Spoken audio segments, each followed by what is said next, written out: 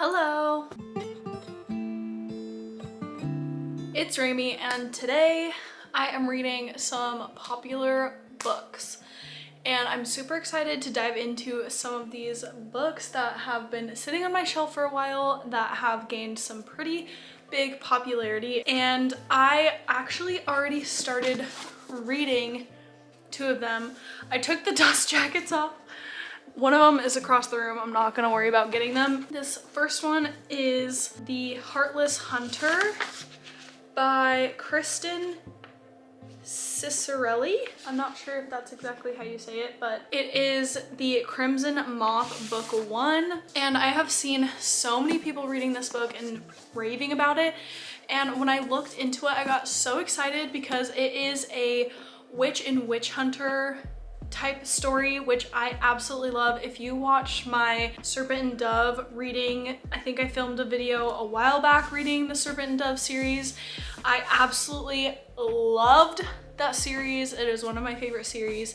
So I got super excited about this one. I started it yesterday and I got 15 pages in, and so far so good. I'm really enjoying it thus far. But today I started listening to this guy, which is Anxious People by Frederick Bachman, and I didn't really know what to expect going into it. I have never read a Frederick Bachman book before, and I started it on my way home from the grocery store today, but I had to pull the book out because I had to start annotating because it is so good. Like, I have to read you this first part. This book, it's about a bank robbery, kind of. So it's kind of about all the different people who got taken hostage, the bank robber, all the people involved and their different stories. And it literally came in so strong on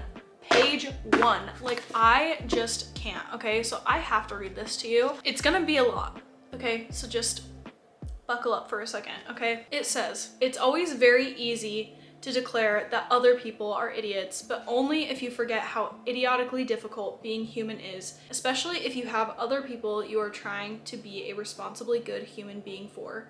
There's such an unbelievable amount that we are all supposed to be able to cope with these days. You're supposed to have a job, have somewhere to live, and a family, and you're supposed to pay taxes and have clean underwear and remember the password to your Wi-Fi. Some of us never manage to get the chaos under control.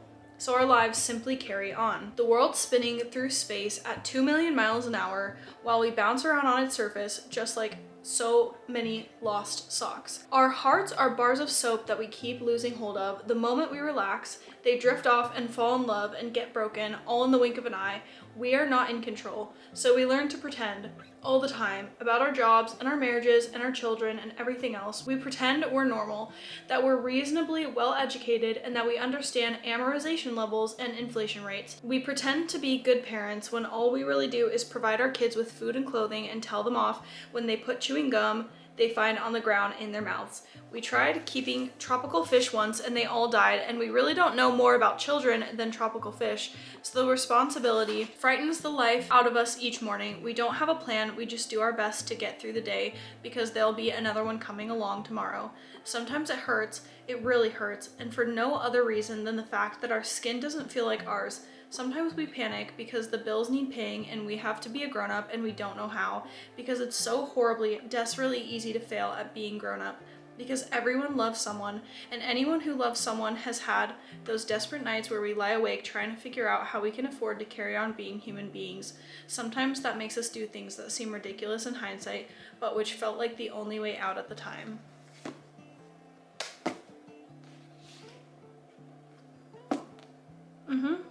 Page 1, okay? Literally page 1.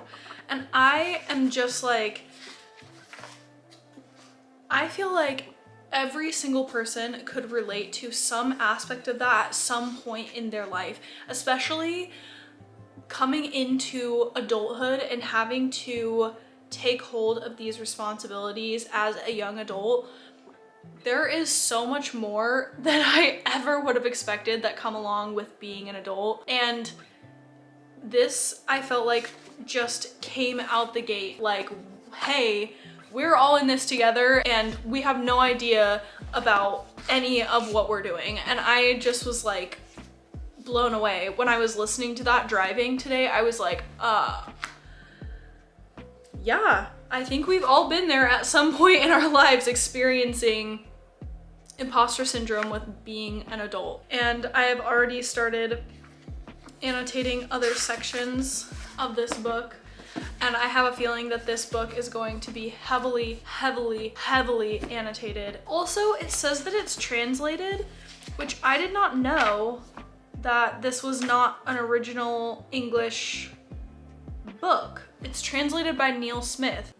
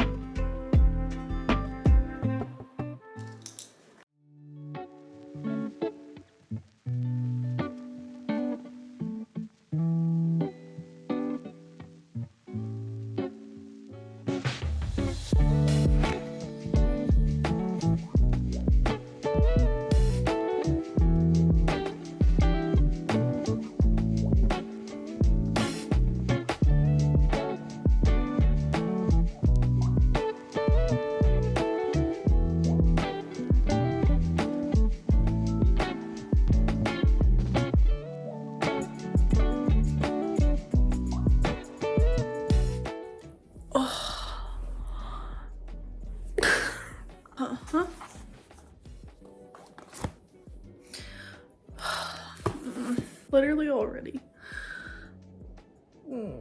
I just got to page 104. It's honestly, most of the time, like the friendships and like those kinds of relationships that get me every time, you know? It's going really well. I just absolutely love the stories that contain witch and witch hunter things. Like, it's already building up so well and we're only 100 pages in. The magic system is similar but different. So there are different types of witches in Serpent and Dove, whereas in this, the witches all have to use blood in some way to perform magic, which is similar to a certain type of witch in Serpent and Dove. Rune, I really like her. She has had to endure some very traumatic things, as well as a lot of the other characters in these books. Like, they all have their own traumas, I guess you could say, surrounded by witches and witch hunters, which is interesting because you really see like both sides of the story, right? And then it kind of gets you empathizing even with the people that you're supposed to hate. And we're getting two different perspectives. So we are getting the perspective of Rune and Gideon so far. I don't think that we get any other perspectives. And then also it's doing present timeline, and then it just did a jump on the last chapter where it says 2 years prior, which is interesting. So I'm curious to see if there are going to be any more chapters that jump around like that. So yeah, but I have to mark this with a tab because it made me cry. So obviously that is a win.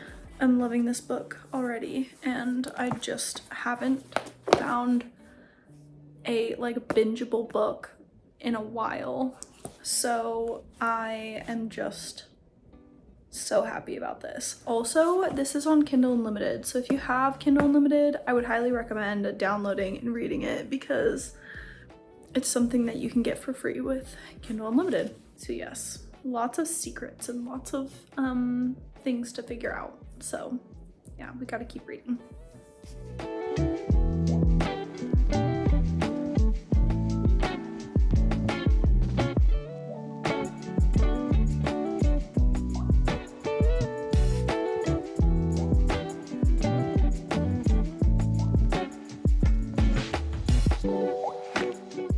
I was so excited to get set up at the park today, but the second I sat down, okay, I got there and there was nobody there, which is pretty rare, and I was really excited to get to film at the park and not worry about other people, but the literal second I sat down, there was like 3 cars that pulled up with a bunch of kids that came out, and I was like, oh my goodness, I am not going to be like filming the whole background and doing the whole bit while there are kids running around. I don't want to film them and like look like a weirdo. So I set the camera up and made sure it was like pretty much just pointing at me, sat and ate my lunch peacefully, and read my book.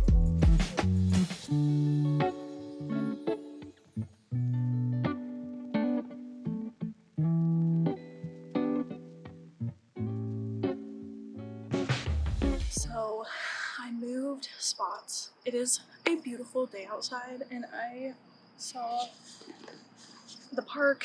There was nobody here at the time, and I was like, that sounds really nice. So I brought my pizza, I ate it, and I started reading Heartless Hunter again today. These 2 books are warring for time right now because this one is already 12 out of 10. This one is going so freaking good. So now I'm like, I don't know which one to read, but I think I'm gonna stick with Heartless Hunter for a little bit longer today. We just hit page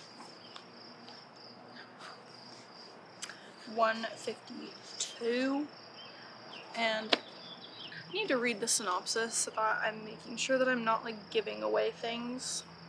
Spending her days pretending to be nothing more than a vapid young socialite, Rune spends her nights as the Crimson Moth, a witch vigilante who rescues her kind from being purged. Okay, so Rune, we love her, she's amazing. She is in a little bit of a dire situation right now, so we're like smack dab in the middle of that, so we gotta figure out what's gonna happen because we want her to not be caught. We want her to be okay. Anyway, I'm gonna keep reading, drink my coffee, avoid the children, and we'll see how that goes. I just spilled coffee on my book. Love that for me.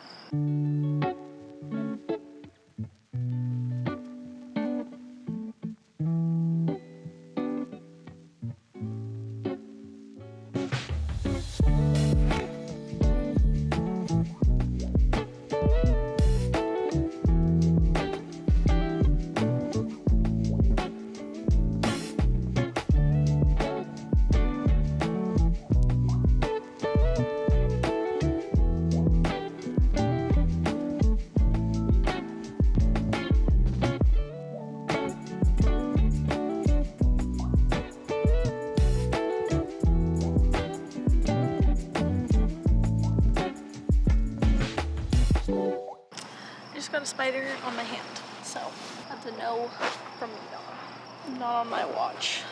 Okay, I was literally like this, and it was just like on my finger. No, thank you. Was it tiny? Yes. Was it the size of like pencil lead? Yes. It was very small. Does that really matter to me? No. So okay. This is the issue. I've been enjoying listening and reading at the same time with anxious people because the audiobook is really good, but there's so much stuff that I want to annotate that it's almost hard to listen to the audiobook without the book because I'm like tabbing, but I'm like putting in so many tabs and highlighting and all that stuff. So I'm like, I need to listen and read at the same time. So I did a little bit of that yesterday, but like not a ton.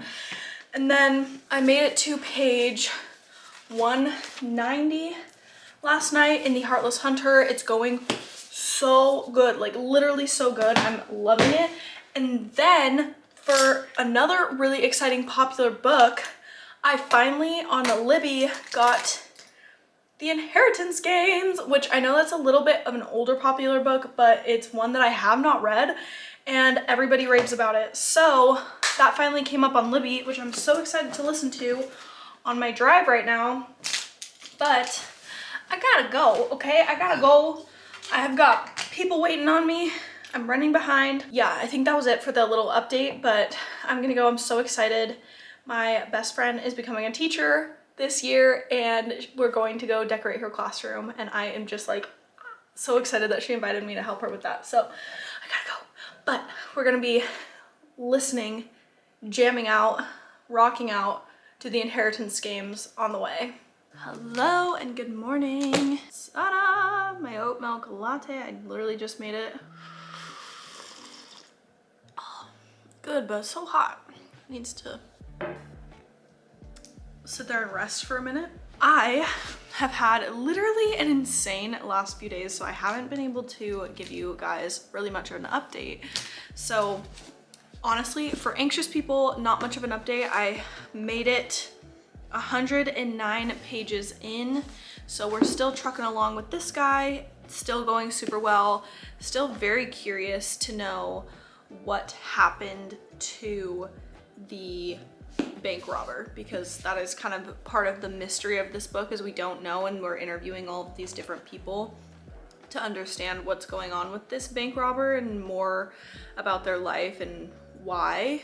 I guess it's interesting to see how everything is like interconnected in some form or fashion, as well as trying to figure out this mystery. I feel like this is such a great combination because you're getting that literary fiction like character in depth, but you're also getting a little bit more of a plot with this like simultaneous mystery that's happening. So enjoying this.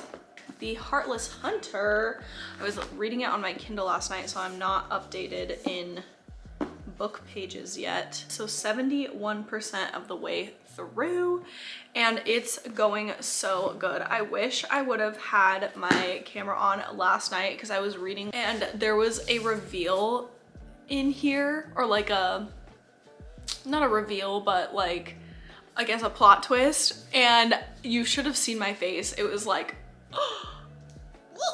what? Like that, like hardcore, just like truly shocked. Okay, sad I didn't get that on film, but that's okay. I just reenacted it for you. What? It's going so well. It's really interesting because it kind of can come off a little insta-lovey, but if you're remembering, like, these two characters have actually known each other for a very long time, and it's not really insta-lovey, it's just a lot of chemistry, but there's this like push and pull because it's a witch and a witch hunter. I don't know, you can kind of feel the angst, and I'm really enjoying it actually. I don't mind it. I think once I kind of remembered that they've known each other for a very long time, this is not like their first meeting, first interactions, then I was like, okay, like that makes a little more sense. It makes like they have a bit of history. The only thing is I am so scared because I feel like this is gonna end on a cliffhanger, and the next book does not come out until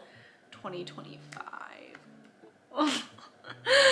I don't know if I can handle it. Also, the Inheritance Games. There's so many books going on right now. We made it 36% of the way through. I'm just genuinely so curious. Also, I'm wondering, because there are so many books in the series, if we even figure out why in this book. But my best friend said that she absolutely loved the Inheritance Game, so I am excited to see where that goes and where that takes us, because I actually have no idea right now. That is the update.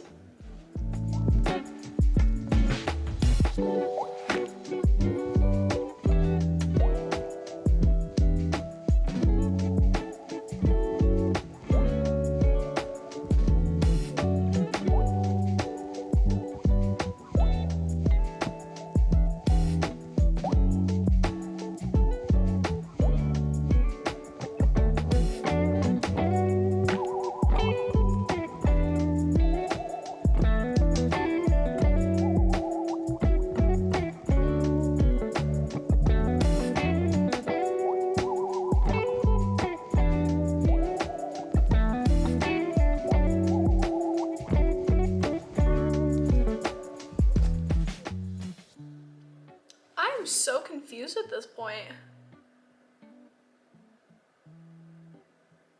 This has not, like, it took a strange turn, not in a bad way, but like, I just have no idea.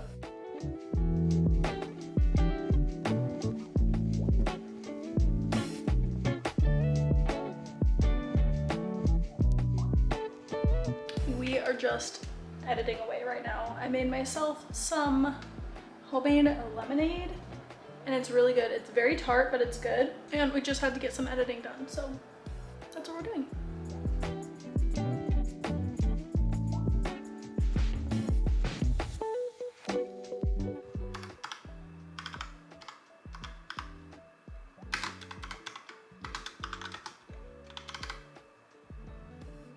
I am in the home stretch of the Heartless Hunter. I literally have this many pages left and things are happening and I don't even know what to do with myself. So we're gonna cuddle up and we're gonna read because we just need to know what's happening because this is just a lot.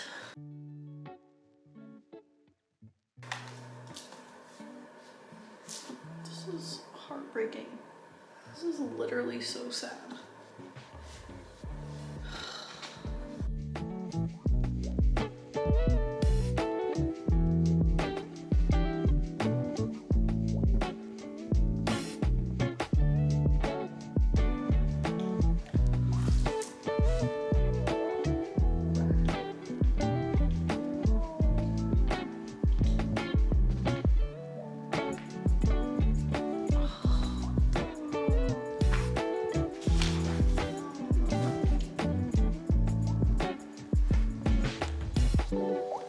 Gotta sit up for this.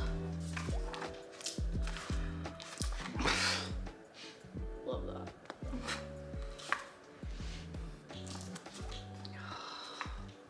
No.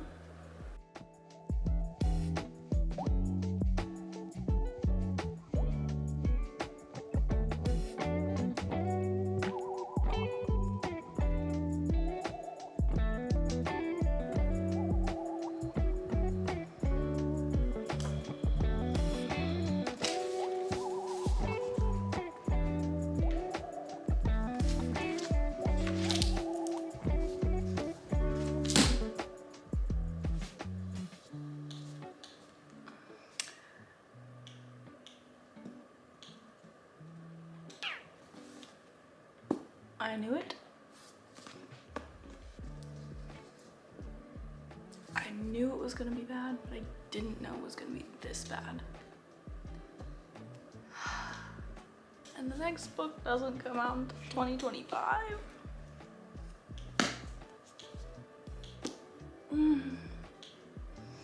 It's fine, I'm just in deep, deep pain right now. But it's fine. I still cannot believe that this book, well, one, that I had waited so long to read it. I had seen it and I was like, oh, I feel like this is gonna be such a good book for me. And I had been putting it off, didn't buy it. I honestly wanted to get the UK version with the title The Crimson Moth, but when I was in Europe, I just could not find a copy.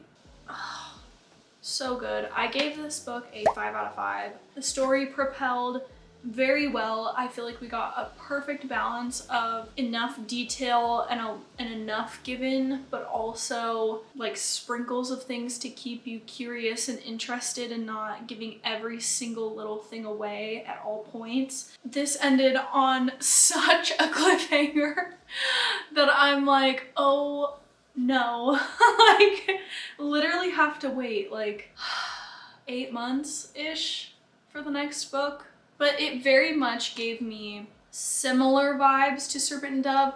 So if that's a book series that you like and you love, I think that you would really like this. I really loved the love triangle in this book. I loved the main character, Rune. You can see the complications and the struggles and the vulnerability of her character. I really appreciate that you can truly see both sides of the story. There were a couple of twists that I did not call, I did not expect, I did not see them coming. I would be so curious to know if you've read this book, what your thoughts are, if you enjoyed it, if you called it, like what, you know, no spoilers in the comments, just for other people if they haven't read it, but first popular book finished, Heartless Hunter. Definitely worth the hype, worth the popularity it's been gaining, and I would personally highly recommend.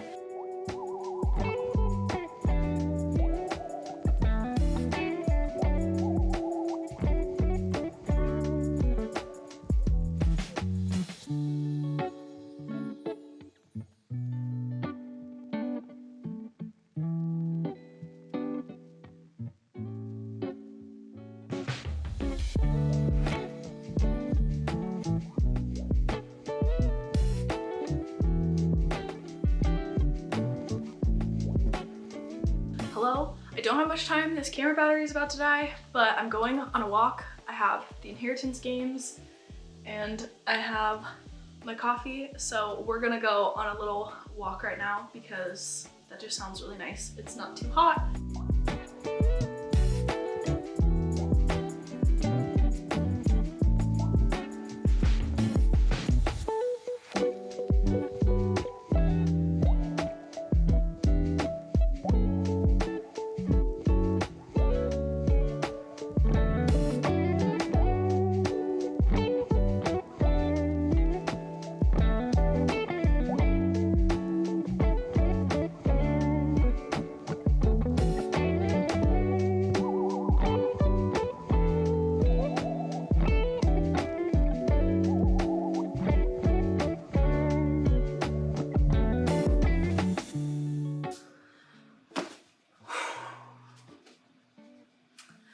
I just finished the Inheritance games, and one, please ignore what is happening with my voice.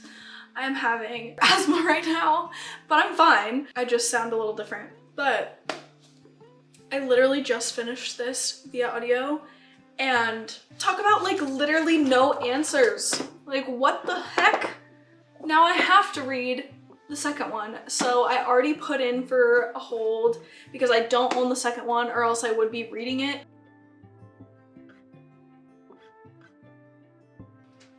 I spoke too soon, okay? So I just realized that I have book 2 on my shelf. So I might be getting to this sooner than later because I am just curious. I forgot that I had found this at the thrift store like months and months back. So now we can get right on to book 2 because we gotta find some answers, okay? We gotta find some answers. Yeah, so what do I want to give the Inheritance games? I would probably give this a 4 out of 5. I thought it was entertaining. I thought it was interesting. I very much had, okay, so I did have a theory that didn't like 100% match, but it like 85% matched. So that made me feel really good because I feel like most of the time when I'm reading any sort of mystery thriller, I am just so like, they really get me because my brain just can't comprehend. So I was so proud of myself for actually kind of semi-guessing part of the conclusion of this. I really like the weird kind of dynamics that are happening in this book. I don't know, like the brothers are truly gonna drive me insane at this point. Like they are, you know, if you know, you know. But I love Avery and I love Libby, and I'm very interested to see if we get more of Mac, her best friend, in the next book. I feel like there are so many more questions that need answering, and I'm just really excited to read book 2.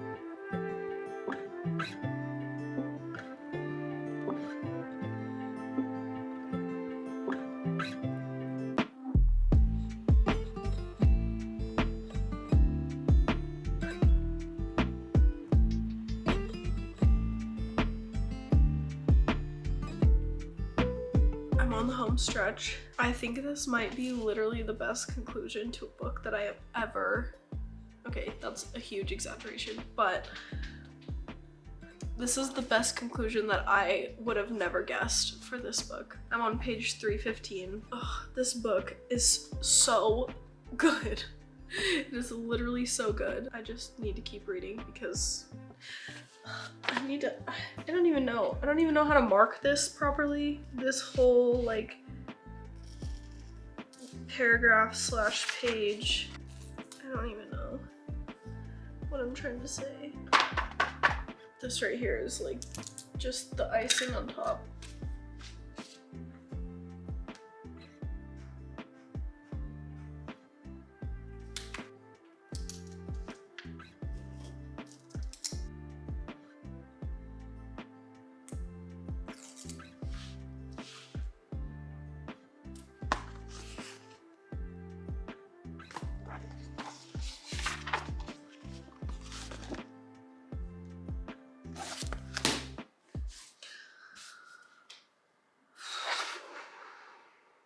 Hello. So I am editing this video right now and I just realized that I never filmed an outro. I scoured my memory card, I looked through everything and I could not find an outro, which was very surprising. I finished Anxious People and it has been a little bit since I finished that book and I am still thinking about it. It is such a good book.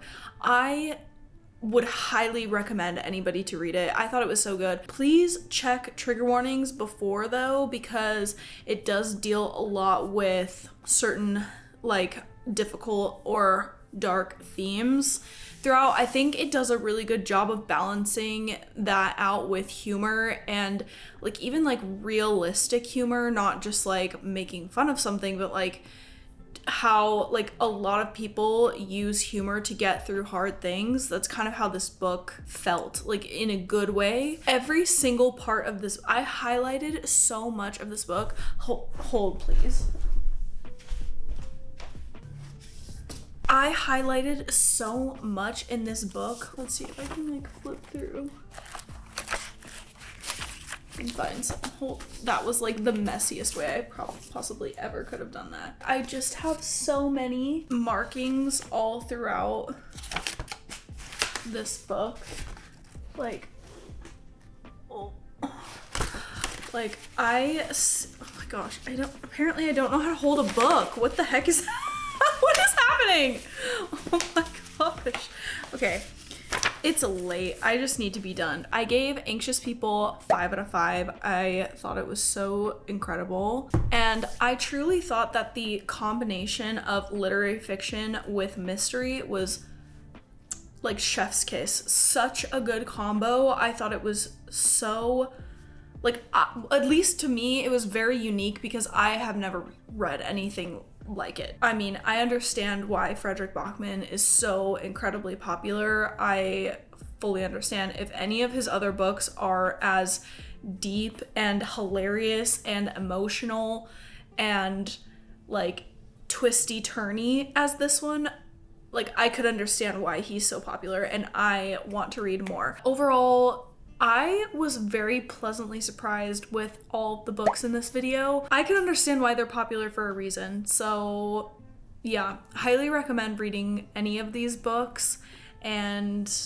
yeah, understand the hype. So I hope you enjoyed this video. Thank you so much for watching. Let me know if you would like to see another popular books reading vlog. I had a lot of fun, and if there are any other popular books that you would like me to read, please let me know because I would love to do so. So yeah, thank you so much, and I will see you in my next video. Happy reading. Bye.